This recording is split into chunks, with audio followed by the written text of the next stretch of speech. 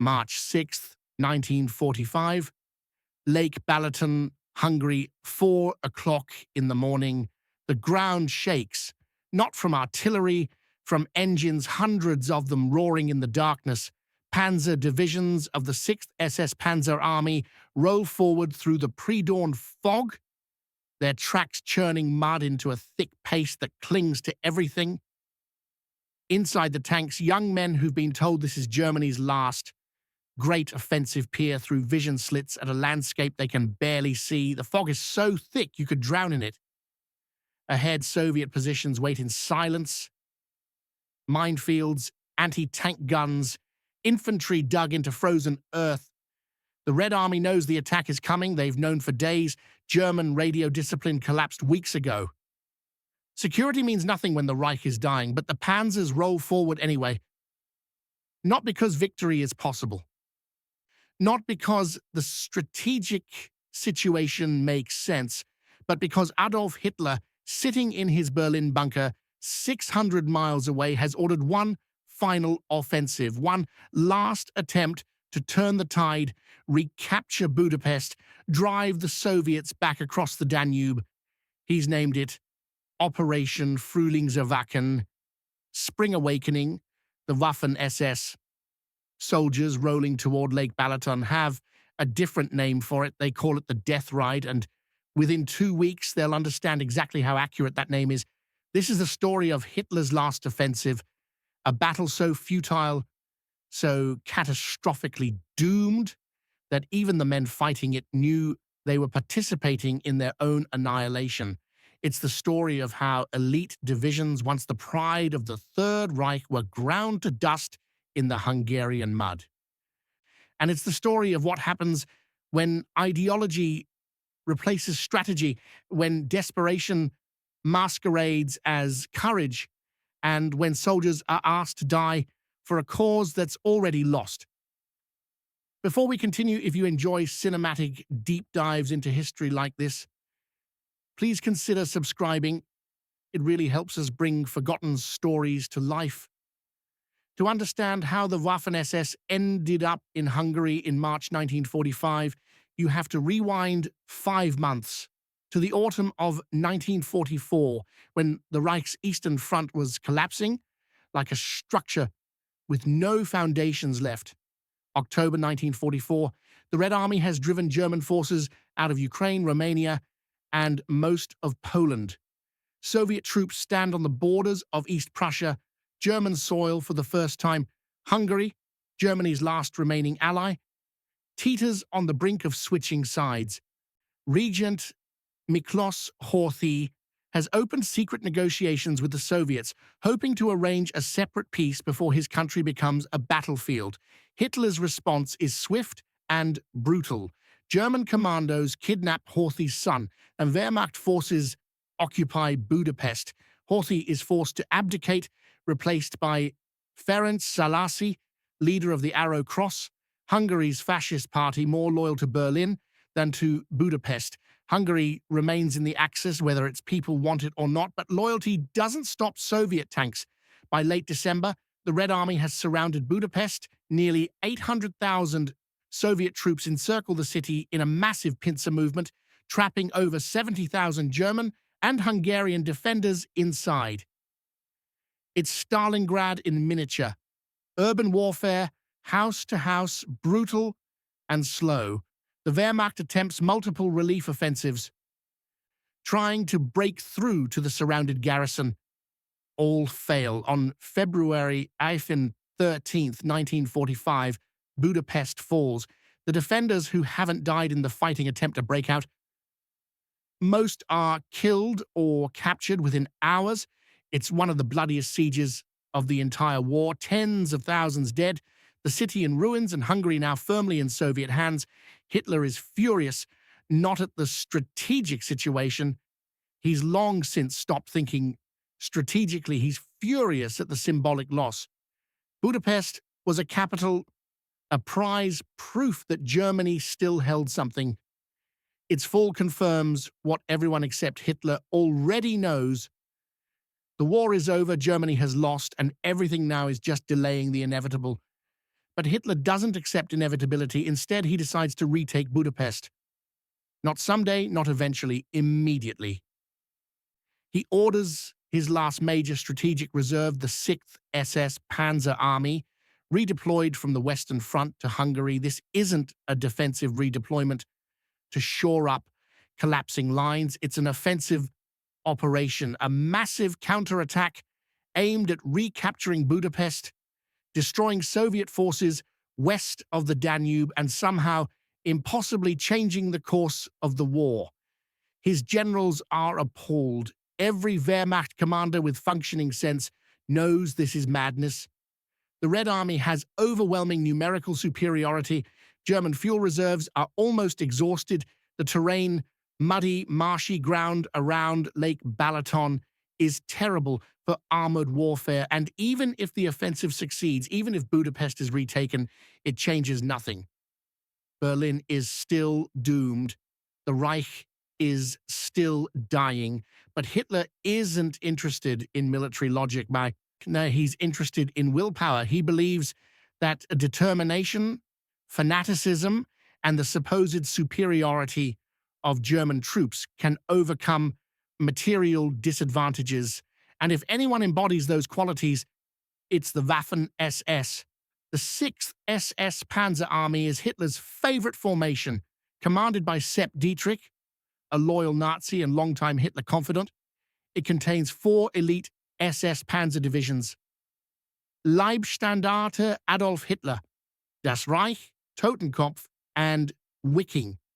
These are the units that spearheaded blitzkrieg campaigns in France, drove deep into the Soviet Union, and fought with terrifying effectiveness across every front. They're also exhausted. The Leibstandarte and Das Reich were pulled from the Battle of the Bulge, Hitler's failed Ardennes offensive barely 2 months earlier. They've received replacements, but not nearly enough. Many of the new troops are teenagers, hastily trained, thrown into veteran divisions to fill gaps. The divisions are at perhaps 60% strength. Their tanks are a mix of Panthers and King Tigers, formidable machines, but fuel is rationed so strictly that training exercises are forbidden. Crews will enter combat without having practiced maneuvering together. None of this matters to Hitler. He believes that SS divisions are worth 3 or 4 regular Wehrmacht divisions, that their ideological commitment compensates for material deficiency, that sheer aggression will shatter Soviet defenses. He's wrong, catastrophically, fatally wrong, but orders are orders. And in early March 1945, the 6th SS Panzer Army moves into assembly areas around Lake Balaton, preparing for an offensive that almost everyone involved knows is doomed before it begins. The plan for Operation Frühlingserwachen is ambitious, almost delusional in scope. The 6th SS Panzer Army will attack south from Lake Balaton toward the Danube, driving a wedge between Soviet forces and destroying the 3rd Ukrainian Front. Simultaneously, a secondary attack will push north from Yugoslavia, trapping Soviet units in a massive encirclement. Once the Soviets are destroyed, German forces will recapture Budapest and stabilize the entire southern front. On paper, it's brilliant. In reality, it's a fantasy. The Red Army has 400,000 troops in the region, backed by over 6,000 artillery pieces and nearly 900 tanks. They've spent weeks fortifying defensive positions, minefields, anti-tank ditches, interlocking fields of fire. Soviet intelligence knows the attack is coming. They know where it's coming from. They're prepared. The Germans have about 230,000 troops, roughly 900 tanks and assault guns, and dwindling fuel reserves. They have surprise on their side, except they don't, because the Soviets have known for weeks. They have superior training and equipment, except many of their elite troops are green replacements and their tanks are running on fumes. What they have truly is fanaticism and mud. The spring thaw has turned Hungary into a swamp. The ground around Lake Balaton is saturated, the kind of mud that swallows vehicles and turns roads into rivers of filth. Panzer divisions designed for rapid mobile warfare are about to discover what happens when mobility becomes impossible. March 6, 1945, 0400 hours, the offensive begins. German artillery opens fire, a rolling barrage that lights up the pre-dawn darkness. For 30 minutes, shells rain down on Soviet positions, then the panzers roll forward, engines roaring, tracks churning through mud that's already ankle-deep and getting worse. The initial advance goes better than expected. German forces punch through the first line of Soviet defenses, exploiting gaps, bypassing strong points. By midday, lead elements have advanced nearly 10 kilometers. It feels, for a few brief hours, like the old days, like blitzkrieg might still work. Then the mud deepens, panzer battalions slow to a crawl, tanks bogged down, tracks spinning uselessly, crews forced to dismount and attach tow cables. Recovery vehicles struggle to pull them free, only to bog down themselves. Entire columns come to grinding halts as lead tanks sink axle deep into marshland that shouldn't exist. This is supposed to be solid ground, but weeks of rain and melting snow have turned the Hungarian plain into a morass. Soviet defenders adapt quickly. They let the panzers advance, then hit them from the flanks with anti-tank guns. T-34s emerge from concealed positions, firing at close range where German armor advantages mean nothing. Soviet artillery, pre-sighted on known approach routes, drops shells with devastating accuracy, and the Soviets have something the Germans don't: patience. They're not trying to win quickly. They're fighting a defensive battle, trading space for time, letting the mud and fuel shortages do most of the work. Every hour the Germans spend advancing is an hour of fuel burned, ammunition expended, strength sapped. If you're still watching, you're clearly a history lover. Hit that subscribe button so you don't miss our next story. March 7th. The offensive continues, but momentum is bleeding away. The Leibstandarte Adolf Hitler, once the Reich's premier Panzer Division, has advanced 15 kilometers in 2 days. Under normal circumstances, they'd have covered that distance in 2 hours. Now their tanks are strung out across miles of muddy terrain, isolated from infantry support, vulnerable to Soviet counterattacks. Inside the tanks, conditions are hellish. Crews haven't slept properly in days. The constant vibration, the noise, the stress of combat, it grinds men down. They're rationing food because supply convoys can't reach forward units. The mud is so deep that half tracks bringing ammunition get stuck kilometers behind the front lines. One panzer commander, a veteran of the Eastern Front since 1941, writes in his diary, "We're not fighting the Russians. We're fighting the mud, and the mud is winning." Soviet forces begin launching local counterattacks. Nothing massive, just battalion-sized assaults aimed at isolated German units. These attacks aren't meant to destroy the offensive. They're meant to delay it, and to force the Germans to expend ammunition to keep them from consolidating gains. It works. By March 10th, the offensive has stalled completely. The 6th SS Panzer Army has advanced roughly 30 kilometers at its deepest point, nowhere near the objectives Hitler demanded. German divisions are scattered, disorganized, their supply lines stretched to breaking, and they're starting to run out of fuel.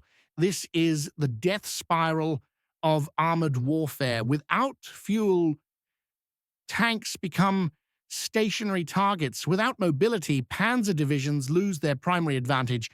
And without air support, the Luftwaffe is almost non-existent by March 1945. German forces are exposed to Soviet air attacks that come in waves, bombing and strafing anything that moves. Sepp Dietrich, commanding the 6th SS Panzer Army, knows the offensive has failed. He requests permission to withdraw, to pull his divisions back before they're encircled and destroyed. Hitler refuses. The order is to attack, to keep attacking, to never retreat. So they keep attacking, not because it makes sense, but because disobeying a direct order from Hitler means execution. March 12th, Soviet counter-offensive begins. The Red Army has been waiting for this moment, waiting for German forces to exhaust themselves, to advance just far enough that their flanks are exposed. Now, fresh Soviet divisions slam into those flanks from north and south. Pincer movements designed to encircle the overextended German spearheads. German troops, already exhausted from days of continuous combat, suddenly find themselves fighting on 3 sides. Retreat isn't authorized, but staying means annihilation. Small unit commanders make the choice their generals can't. They pull back, sometimes in good order, often in chaos. The retreat becomes a rout. Panzer crews abandon tanks that have run out of fuel, setting demolition charges to prevent capture. Infantry units scatter into forests and villages trying to evade Soviet patrols. Supply columns caught on congested roads are overrun before they can escape. The 6th SS Panzer Army, Hitler's elite formation, disintegrates over the course of 48 hours. Not all at once. Unit cohesion holds in places, veteran NCOs keeping soldiers together, fighting desperate rearguard actions to cover the withdrawal. But the formation as a fighting force ceases to exist. Divisions that started the offensive with 15,000 men are down to 5,000. Tank battalions that began with 50 panzers are lucky to have 10 still operational. The Red Army pursues relentlessly. They've broken the back of German resistance in Hungary, and they're not stopping. Soviet forces push west, crossing into Austria, driving toward Vienna. The front lines that Germany spent the offensive trying to stabilize have collapsed entirely. Operation Frühlingserwachen, Spring Awakening, has achieved the opposite of its goals. Instead of stabilizing the front, it's destroyed Germany's last mobile reserve. Instead of buying time, it's accelerated the Reich's collapse. By March 25th, Soviet forces have advanced over 100 kilometers beyond their starting positions. They've liberated what remains of Hungary and are preparing for the final push into Germany itself. And the 6th SS Panzer Army, once the pride of the Waffen-SS, has been reduced to scattered remnants limping westward, hoping to reach American lines before the Soviets catch them. And if you're enjoying this deep dive, a quick reminder, subscribing helps us keep making stories like this every week. The human cost of Operation Frühlingserwachen is difficult to calculate precisely, partly because records from the final months of the Reich are fragmentary, partly because the Wehrmacht stopped keeping accurate casualty reports. German losses are estimated at 40,000 to 50,000 men killed, wounded, captured, or missing. The 6th SS Panzer Army loses roughly 70% of its effective strength. Tank losses are catastrophic. Over 400 panzers destroyed, abandoned, or captured. Most weren't knocked out by enemy fire. They simply ran out of fuel and had to be blown up by their own crews. Soviet casualties are higher in absolute numbers, perhaps 80,000, but the Red Army can absorb those losses. They have reserves, they have production, they have momentum. For the Soviets, this is one battle among many in a victorious war. For the Germans, it's the end, but numbers don't capture what's lost in Hungary that March. The 6th SS Panzer Army represented more than just tanks and men. It was Hitler's last illusion of military power. These were the formations that were supposed to be invincible, ideologically pure, capable of achieving what lesser troops could not. Their destruction in the Hungarian mud shatters that illusion completely. The political consequences are immediate. When Hitler learns the offensive has failed, he's apoplectic. He blames the SS divisions for cowardice, for incompetence, for betrayal. In a fit of rage, he orders the units to remove their cuff bands, the insignia bearing divisional names like Leibstandart and Das Reich, worn with pride since the unit's founding. It's a symbolic humiliation meant to shame the troops, but by March 1945, symbols mean nothing. The soldiers are too exhausted, too disillusioned to care about Hitler's tantrums. Sepp Dietrich reportedly refuses to convey the order to his men, telling staff officers that if Hitler wants the cuff bands removed, he can come to Hungary and do it himself. That defiance, quiet, weary, but real, marks a turning point. The Waffen-SS, once fanatically loyal to Hitler, no longer believes they'll keep fighting because surrender to the Soviets means death or Siberian labor camps. But they're not fighting for Hitler anymore, they're fighting to survive. The offensive's failure also destroys any remaining German defensive capability in the east. With the 6th SS Panzer Army shattered, there are no mobile reserves left to plug gaps, launch counterattacks, or delay Soviet advances. The Red Army rolls forward almost unopposed, covering in weeks what took years during the earlier stages of the war. By mid-April, Soviet forces have surrounded Berlin. The Reich's final weeks are a chaotic nightmare, armies collapsing, cities burning, millions of refugees fleeing westward, and the soldiers who survived Hungary, who crawled out of the mud and the wreckage, keep retreating, keep fighting, keep dying in battles that serve no purpose except to delay the inevitable by hours or days. What do you do when you're ordered to die for nothing? That's the question SS soldiers asked themselves in Hungary, and the answers reveal the fractures running through the Waffen-SS in 1945. Some kept fighting with the same fanaticism they'd shown since 1939, true believers who'd internalized Nazi ideology so completely that retreat felt like personal failure, that surrender meant betraying everything they'd killed and died for. These men fought to the end, not because they thought Germany could win, but because fighting was their identity. Others fought out of sheer survival instinct. Surrendering to the Soviets meant torture, execution, or decades in gulags. Better to die fighting or flee west toward American lines where treatment as POWs would be harsh but survivable. Fear, not ideology, kept them in the fight, and some simply stopped. Not dramatically, no mutinies, no mass surrenders, but quietly, individually. They got lost during retreats, fell behind during marches, deserted in small groups, shedding uniforms, blending into streams of refugees, hoping to disappear before the war's end made them answerable for what they'd done. The Waffen-SS in 1945 was no longer the elite formation of propaganda films.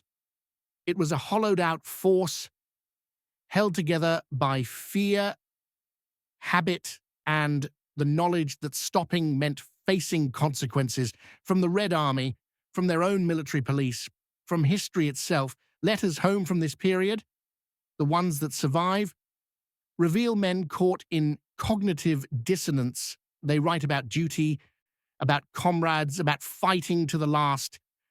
But between the lines, there's exhaustion and despair. They know the war is lost. They know their sacrifices are pointless. But admitting that would mean admitting that everything, years of combat, friends dead, atrocities witnessed or committed, all of it was for nothing. So they keep the cognitive dissonance. They fight for comrades, not for Hitler. They hold the line to protect refugees fleeing westward, not to preserve the Reich. They reframe their actions as defensive, protective, even noble, anything to avoid confronting the truth that they're dying for a cause that deserves to die. April 1945, the 6th SS Panzer Army, or what remains of it, retreats into Austria. The divisions have ceased to exist as coherent formations, and the Leibstandard has perhaps 3,000 men left from an original strength of over 20,000. Das Reich is down to a few understrength battalions. Totenkopf and Wiking are shattered remnants, their survivors folded into ad hoc battle groups that bear little resemblance to the divisions they once were. They're still dangerous. Veteran troops with heavy weapons can inflict disproportionate casualties even in retreat, but they're no longer an army. They're survivors. American forces advancing from the west begin encountering SS stragglers. These encounters are tense, unpredictable. Some SS troops surrender immediately, relieved to be captured by Americans rather than Soviets. Others fight to the death, either from fanaticism or fatalism. American soldiers, aware of SS atrocities, show little mercy. Surrenders are accepted but not encouraged. Sepp Dietrich surrenders to American forces in Austria on May 8, 1945, the day the war officially ends. He's tried at Nuremberg, sentenced to 25 years for war crimes unrelated to Hungary, released after 10 years. He lives quietly in Bavaria until his death in 1966. Most of his soldiers don't get trials. The ones captured by the Soviets disappear into labor camps. The ones who made it to American custody spend years in POW camps, then return to a Germany that wants to forget the SS ever existed. The survivors carry Hungary with them, not as a glorious last stand, there was nothing glorious about it, but as confirmation of everything wrong with the Reich's final year, the pointless offensives, the delusional orders, the waste of lives and material that could have been used to evacuate civilians, to defend Germany itself, to end the war with something resembling dignity. Hungary was where the SS died, not in one dramatic battle, but slowly, grinding itself to dust in mud and failure, sacrificed by a regime that had stopped caring whether its soldiers lived or died. If you've made it this far, you're exactly the kind of person we make these videos for. Hit subscribe so you don't miss what comes next. Why did Hitler launch Operation Frühlingserwachen? The practical answer involves oil. Hungary's oil fields were Germany's last significant fuel source, and losing them would cripple what remained of the Wehrmacht's mobility. But that's rationalization, not reason. The real answer is darker and simpler. Hitler couldn't accept reality. By March 1945, the Reich was finished. Germany's cities were rubble. Its armies were shattered. The Allies were closing in from east and west. Every rational assessment concluded the war would be over within weeks. Hitler knew this. At some level, he understood. But understanding and accepting are different things. Accepting defeat meant admitting everything, the entire Nazi project, the war, the ideology, the millions dead, had been for nothing. That was psychologically unbearable, so instead he kept launching offensives, not because they could win the war, but because continuing to fight preserved the illusion that winning was still possible, that one more attack, one more battle might achieve breakthrough and change everything. It's the logic of the gambler who's lost everything and bets his last coin, because stopping means facing the full magnitude of loss. The SS soldiers in Hungary paid the price for that delusion. They fought and died not to achieve military objectives, but to maintain Hitler's psychological equilibrium. Their deaths purchased nothing except a few more weeks of denial. This is what makes the SS's fate in Hungary so darkly ironic. These were men who built their identity around being Hitler's elite, the chosen instruments of Nazi will. They'd committed atrocities, believing they were serving a higher purpose, and in the end, they were sacrificed like pawns, not for Germany, not for victory, just to feed the delusions of a man who'd stopped caring about anything except his own refusal to admit defeat. Walk through the fields around Lake Balaton today and you'll find silence. No monuments mark where panzers bogged down in the mud. No memorials honor the fallen. Hungary, occupied by Nazis and then Soviets, has little interest in commemorating battles fought by either. The landscape has moved on, villages rebuilt, fields planted, the scars of 1945 erased by decades of peace. Occasionally, farmers unearth remnants, rusted tank parts, unexploded ordnance shell casings by the thousands. These get reported, removed by bomb disposal teams, catalogued briefly, then forgotten. History as debris swept aside so life can continue. The men who fought there left few records. SS veterans rarely spoke about Hungary, even to each other. It wasn't shame exactly, though that was part of it. It was the knowledge that the battle had been pointless, and admitting you'd fought in it meant admitting you'd been complicit in pointlessness. Their children learned fragments, usually late in life when fathers near death finally spoke about the war. Grandchildren learned less. By the third generation, Hungary 1945 is just a name, if that, a battle nobody's heard of, fought by a formation nobody wants to remember, in a war everyone knows ended badly. The forgetting is deliberate.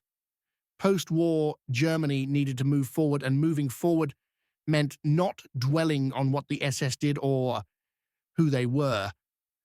The Waffen-SS became a historical footnote mentioned briefly in textbooks, then dismissed. Their crimes were acknowledged, then buried under more comfortable narratives about ordinary soldiers and just following orders. But the forgetting creates a gap in understanding. The SS weren't cartoon villains.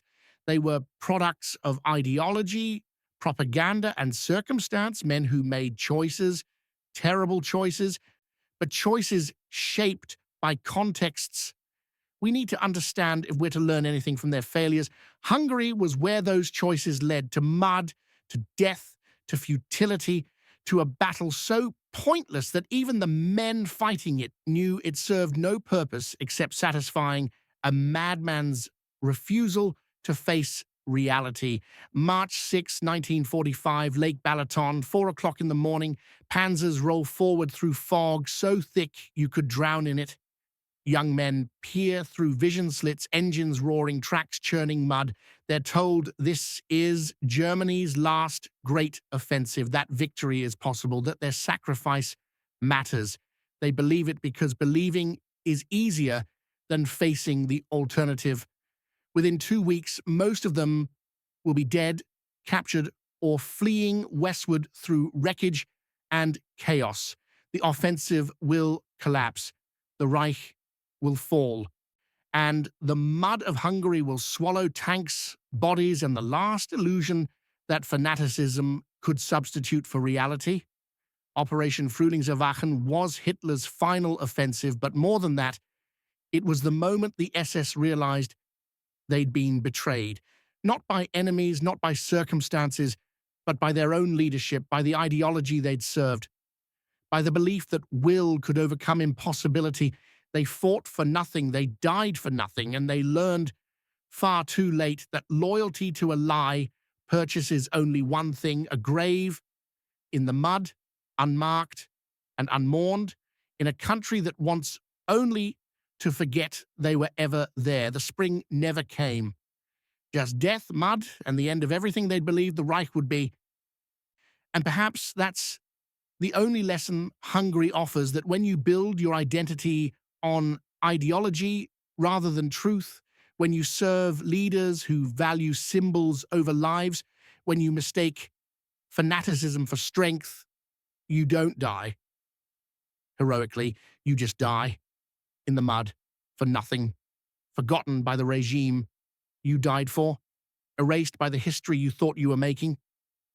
The fog clears, the sun rises, and the fields around Lake Balaton are silent, except for the wind through grass that grows over graves nobody marked, battles nobody commemorates, and a tragedy nobody wants to remember. If this story moved you or made you think differently about history, please share it. These are the stories that deserve to be remembered, not because they're heroic, but because they're human, and we'll see you in the next one.